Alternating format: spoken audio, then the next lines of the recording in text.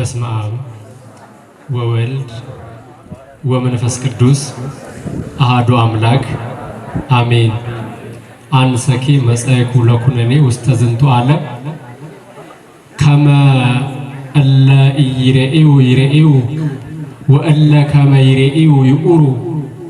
ክቡር አባታችን መላከ ምሕረት ቀሲስ አፈወርቅ መብራቴ የደብራችን አስተዳዳሪ፣ ክቡር አባታችን መላከ መንክራት ቆሞስ አባ ሳሙኤል ተሰማ የዚህ ታላቅ ደብር የጸሎት አባት የሁላችንም ሰብሳቢ፣ ክብርት እህታችን ዘማሪት እጹብ ድንቅ፣ እንደዚሁም ክቡር ወንድማችን ዘማሪ ዲያቆን ዮሴፍ፣ የደብራችን የቢሮ ሰራተኞች፣ ሊቃውንተ ቤተ ክርስቲያን አባቶች፣ ካህናት፣ ወንድሞች፣ ዲያቆናት፣ የደብሮ የሰንበት ትምህርት ቤት አባላት፣ ዘማሪያን ወዘማሪያት፣ በክርስቶስ ክርስቲያን የተሰኛችሁ የእግዚአብሔር ቤተሰቦች ምእመናን በአምላካችን ፍጹም ሰላም እንደምን አደራችሁ? እንደምን ከረማችሁ? እንደምን ከዚህ ሰዓት ደረሳችሁ? አሜን። ምሕረቱንና ቸርነቱን ይቅርታውን ከኛ ሳያርቅ በአባታዊ ፍቅሩ በደጁ ሰብስቦ እንድናመሰግነው ሕይወት የሆነውን ቃሉ እንድንሰማ ፈቅዷልና ስሙ የከበረና የተመሰገነ ይሆንልን። ወላዲተ አምላክ እናታችን ቅድስት ድንግል ማርያም ክብር ምስጋና ይድረሳት። ቅዱሳን ሁሉ እግዚአብሔር አምላክ በሰጣቸው ክብርና ጸጋ መጠን የከበሩና የተመሰገኑ ይሆኑ። በዝማሬ ቆይተናል፣ በምስጋና ቆይተናል። ሌሊትም በአገልግሎትን ያረፈርነው ያደርነው። ለጥቂት ደቂቃ ወንጌል እንማማራለን። ትንሽ ደቂቃ ነው የምንማረው። እግዚአብሔር አምላክ ከሁላችንም ጋር ይሁን። የምንማርበት ርዕስ ቅድም ከመግቢያ ላይ የነገርኳችሁ አንሰኬ መጻእኩ ለኩነኔ ውስተ ዝንቱ ዓለም ከመ እለ ይሬኡ ወእለ ይሬኡ ይቁሩ። ይህንን ቃል የምናገኘው በቅዱስ ዮሐንስ ወንጌል ምዕራፍ 9 ከቁጥር 39 ላይ ነው። ቃሉን የተናገረው መድኃኔዓለም ኢየሱስ ክርስቶስ ነው። ቃሉ ምን ማለት ነው? እኔ ወደዚህ ዓለም የማያዩ እንዲያዩ፣ የሚያዩ ደግሞ እንዲታወሩ ለፍርድ መጥቻለሁ አለ። ይህንን ቃል ወንጌላዊ ቅዱስ ዮሐንስ ጽፎታል። ወንጌላዊ ቅዱስ ዮሐንስ ከሌሎቹ ሐዋርያት ለየት የሚልበት ብዙ ነገሮች አሉ።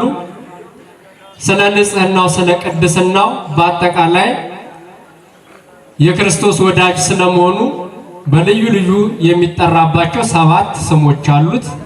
እነዛን ለመዘርዘር አሁን ጊዜ የለንም።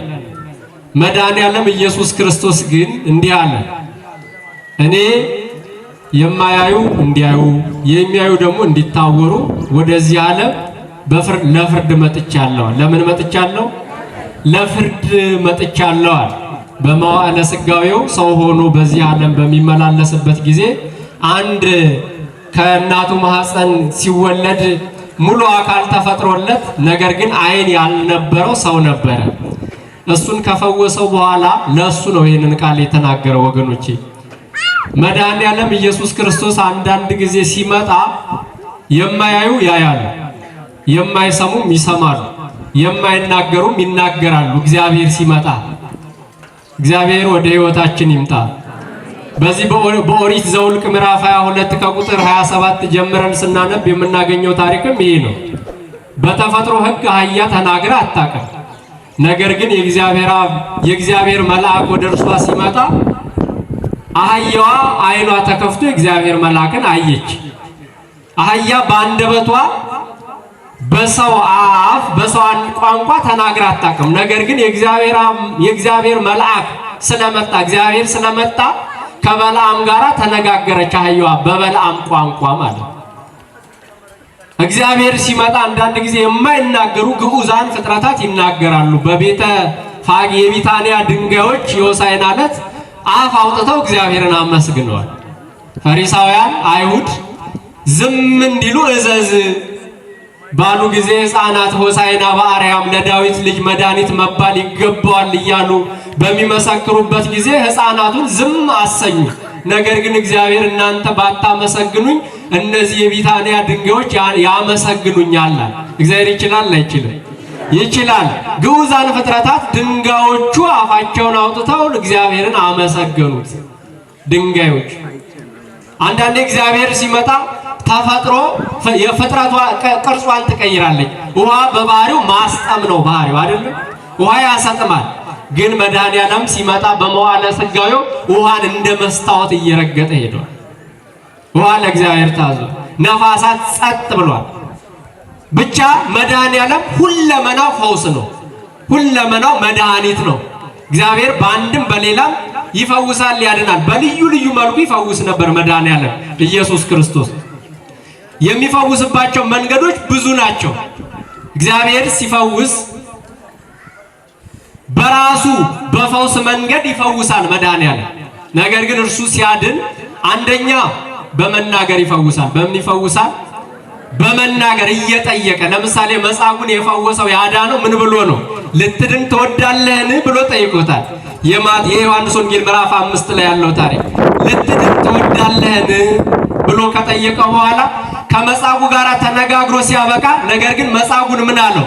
ተነስና አልጋህን ተሸክመህ ሂድ አለው። መጻጉዕ የ38 ዓመት ህመምተኛ ገመምተኛ የነበረው መጻጉዕ ማገገሚያ ሳያስፈልገው ተሸክመው የነበረችውን አልጋ የመድኃኒዓለም የኢየሱስ ክርስቶስን ቃል ሰምቶ ተሸክሞ ሄደ። በቃሉ ይፈውሳል እግዚአብሔር። እግዚአብሔር በልብሱ ዘርፍ ይፈውሳል። በምን ይፈውሳል? በልብሱ ዘርፍ 12 ዓመት ሙሉ ደም ሲፈሳት የነበረችዋ ሴት በእምነት የመድኃኒዓለም የኢየሱስ ክርስቶስን ልብሱን በዳስሰው እድናለሁ አለች። ልብሱን ምን ብለው? በዳስሰው እድናለሁ ብላ በብዙ ሕዝብ መካከል እየተጋፋች ሄዳ በእምነት የመድኃኒዓለምን ልብስ ነካች። በእምነት እግዚአብሔር በእምነት የመጡትና በእምነት ያልመጡትን ያውቃል። ለምን ዓላማ እንደመጣን ያውቃል እግዚአብሔር። ለፈውስ የመጣ በትክክል በእምነት የመጣ እምነቱን ዳሶ ተቀብቶ ይድናል። ቅባ ቅዱሱን ተባብሶ ይድናል። ጸበሉን ጠጥቶ ይድናል። ለእምነት በእምነት የመጣ እድናለሁ ብሎ ልሞክረው ብሎ የመጣ ሳይሆን ማለት። ስለዚህ በእምነት እየተጋፋች በብዙ ሰው መካከል ሄዳ ልብሱን ከዳሰሰች በኋላ ኃይል ከኔ ሲወጣ ታወቀኛል መድኃኒዓለም።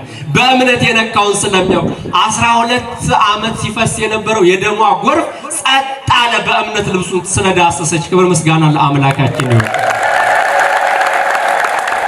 ሌላው ዝም ብሎ እግዚአብሔር ይፈውሳል። ዝም ብሎ ሳይናገር በአርምሞ ይሰራል። ዝም ብሎ ለምሳሌ የመቶ አለቃው የማቴዎስ ወንጌል ምዕራፍ 8 ላይ ያለው ሰው ልጁ ታሞበት መድኃኒዓለም ኢየሱስ ክርስቶስን ፈልጎ ወደ እርሱ መጣና ልጄ ታሞብኛል፣ ነገር ግን ቃል ብቻ ተናገር እርሱ ይድናል አለ። ልጁ ቤት ነው ያለው። መድኃኒዓለም እንደ ቃል ይሁንልህ አለው። ልጁን አላገኘውም፣ አልዳሰሰው። ነገር ግን ልጁ ተፈወሰ። ዝም ብሎ እግዚአብሔር ይፈውሳል፣ ያድናል። እግዚአብሔር በገሲስ በመዳሰስ ይፈውሳል፣ ያድናል። በመዳሰስ በልዩ ልዩ መልክ ይፈውሳል መድኃኒዓለም። እግዚአብሔር በኦሪቀ ምራቅ ይፈውሳል። ምራቅን እንትፍ ብሎ በምራቁ ከጭቃ ጋር በመለወስ ይህ የዛሬውም የተነበበው ወንጌል የዮሐንስ ወንጌል ምዕራፍ 9 ከቁጥር 1 ጀምረን እስከ ፍጻሜው ድረስ ስናነብ ይህን ነው የሚነግረን። አንድ ሰው ነበረ። ይህ ሰው ሙሉ አካል አለው። ነገር ግን ከአካላት መካከል ዋናው የአካል ክፍል አይን የለውም። ምን የለውም አልኳችሁ?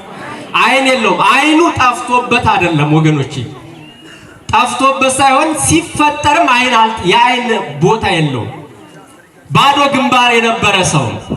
የሚያስደንቅ ነገር፣ ይህ ሰው ከመንገድ ዳር ተቀምጦ ድቃቂ ሳንቲ ፍርፋሪ የሚለምን ሰው ነው። ሰውም የሚያውቀው እውሩ ሆኖ የተወለደው ስሙም ዘእውሩ ተወልደ ነው የሚባለው። ከዕለታት አንድ ቀን ክብር ይግባውና መድኃኒታችን ኢየሱስ ክርስቶስ እርሱ ባለበት ስፍራ አለፈ። ደቀ መዛሙርቱ ተመለከቱና ዝንቱ እውር በኃጢአተ መኑ ተወልደ፣ ይህ እውር በማን ኃጢአት ነው የተወለደው? በርዕሱ ነው ወሚመ በአዝማዲሁ በርሱ ነው ወይስ በዘመዶቹ ኃጢያት ብለው ጠየቁ። ከዛ ክርስቶስ እንዲህ አለ በርሱም አይደለም በኃጢያቱም በርሱ ኃጢያት አይደለም በዘመዶቹም አይደለም የእግዚአብሔር ክብር እንዲገለጥ ነው እንጂ አለ። የማን ክብር አልኳችሁ? የእግዚአብሔር ክብር እንዲገለጥ እውር ሆኖ ተወልዷል አለ። ብዙ ደዌ በብዙ ምክንያት ይመጣል፣ በኃጢያት ይመጣል። የመጻጉዕ ኃጢያት ደዌ ዘኃጢያት ይባላል። ደዌ ዘእሴት ይባላል ለክብር የሚሰጥ። ለምሳሌ የነ ጢሞቴዎስ የነ ቅዱስ ጳውሎስ ደዌ ነበረባቸው። ደዌ ዘሐሴት የነ ኢዮብ ደዌ ነበር። ዘለክብር የሚባል ለክብር የሚመጣ ህመም አለ። የዚህ ሰው ግን የእግዚአብሔር ክብር ይገለጥ ዘንድ ነው እውር ሆኖ የተወለደው። በዚህ ጊዜ መድኃኔዓለም ኢየሱስ ክርስቶስ በእርሱ ኃጢያት ምክንያት አይደለም እውር ሆኖ የተወለደው። የማን ክብር እንዲገለጥ ነው? የእግዚአብሔር ክብር እንዲገለጥ ይሆናል እኮ እኛ የታመምነው። ነገር ግን ብዙ ሰዎች በእኛ ላይ የሚያጉረመረሙ ይኖራሉ። ኃጢያታቸው ለዚህ ያበቃቸው እያሉ በኃጢያታቸው እግዚአብሔር ፈረደበት የሚል ሰው እኮ ይኖራል። ስለዚህ ክርስቶስ ምራቁን እንትፍ አለ፣ ከአፈር ጋር ለወሰና የአይን ምልክት ሳለለት በግንባሩ ላይ ሰራለት። ከዛ በኋላ ሂድ ሁር ተሐጸብ ውስተ ምጥማቃተ ሰሊሆም በሰሊሆም መጠመቂያ ሂድና ታጠብ ተጠመቅ አለው። አያችሁ ጸበል እዚህ ጋር አያስፈልግም ለሚሉ ሰዎች ራሱ መድኃኔዓለም መፈወስ ይችላል። እዚህ ጋር ዝም ብሎ ሌሎቹን እንደተናገረና እንደፈወሰ ይህንንም ሰው መፈወስ ማዳን ይችላል አይደለም። ነገር ግን ምን አለው? ሂድና በሰሊሆም መጠመቂያ ምን በል ተጠመቅ አለው። ተጠመቅ አለው። ሰሊሆም የሰሊሆም መጠመቂያ ማለት ሐዋርያ ነው። የስሙ ትርጉም ሐዋርያ ማለት ደግሞ ሄያጅ ማለት ነው። ወራጅ ውሃ ወይም ፈሳሽ ውሃ ማለት። ሂድና በዛ ተጠመቅ አለው። እየተመራ ሄደ፣ እየተጎተተ እየተመራ ሄደ። ተጠመቀ። እየተመራ ሄዶ እያየ ተመለሰ። ከተጠመቀ በኋላ ክብር ምስጋና ለአምላካችን ነው። እንግዲህ ከዚህ በኋላ የሆነው ነገር ደግሞ የዛ ሰው ታሪክ ተቀየረ። ማን ታሪኩን ቀየረው? እግዚአብሔር ታሪኩን ቀየረው። የታሪካችን የህይወታችን ቀያሪ መድኃኔዓለም ሰው ህይወታችን ሊቀይረው አይችልም። እግዚአብሔር ህይወትን ታሪክን ይቀይራል። አምላኬ ታሪክን ቀይረው የሚል መዝሙር አለ። እውነት ነው። እግዚአብሔር ታሪኩን ቀየረው። ይሄንን ሰው እየተመራ ሄዶ እያየ ተመለሰ። የሚደንቅ ነገር ነው ወገኖቼ። ሰዎች ከዛ በፊት ይሄንን ሰው የሚያውቁት ቁጭ ብሎ ሳንቲም ሲለምን ነው። ነገር ግን አሁን አይኑ ያያል። አንተ መንገድ ላይ የምትቀመጠው የምትለምነው ዕውር ሆነ የተወለድከው ሰው አይደለም ሲሉት አሁን ነኝ ዕውሩ ነኝ አለ። ማን ያዳናል? ያዳነኝን አላውቅም፣ ነገር ግን በምራቁ ከጭጋጋ ለውሶ ሂድና ተጠመቅና ና አለኝ። ተጠመቁ፣ ዳንኩ አላቸው። ከዛ አይሁድ ናቸው ያጉረመረሙት። በዚህ ሰው መዳን ምክንያት አጉረመረሙ። ወደ ፈሪሳውያን ወሰዱት። ፈሪሳውያንም ነገሩን መረመሩት፣ ጠየቁት። እንዴት እንዳዳነው ነገራቸው። አይ ይሄማ ከእግዚአብሔር አይደለም አሉ። ያዳነው ከእግዚአብሔር ቢሆን እውነተኛ ቢሆን ኖሮ ሰንበትን ያከብር ነበር። ምንን ያከብር ነበር? ሰንበትን ያከብር ነበረ። ይህ ሰው የዳነባት ዕለት ሰንበት ነበረችና ሰንበትን ያከብር ነበር አሉ። ኃጢአተኛ ነው፣ ሂድ ለእግዚአብሔር መስዋዕት አቅርብ አሉት። ይህንን ሰው አይ እኔ ኃጢአተኛ እንደሆነ አላውቅም አላቸው። ነገር ግን ከዚህ ፊት ዕውር እንደነበርኩ እንደማላይ አሁን ግን አይኔን እንዳበራልኝ እንዳዳነኝ እንደፈወሰኝ ነው የማውቀው። እኔ ኃጢአተኛ እንደሆነ አላውቅም። በዚህ ጊዜ ቤተሰቦቹን ጠሩ። የእርሱን እናትና አባት ጠሩና ይህ ልጃችሁ ነው ብለው ጠየቋቸው። አዎ ልጃችን ነው።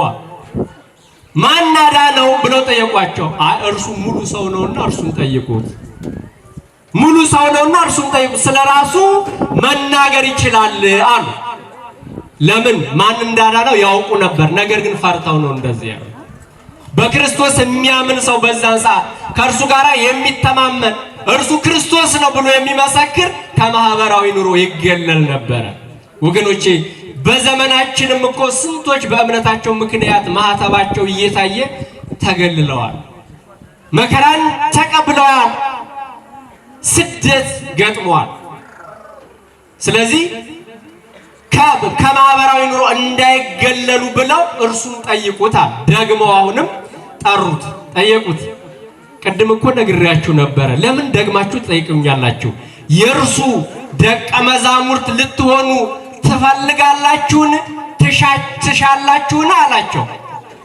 አንተ ኃጢአተኛ ሰደቡት። እውር የተለያየ ስድብ ሰደቡት።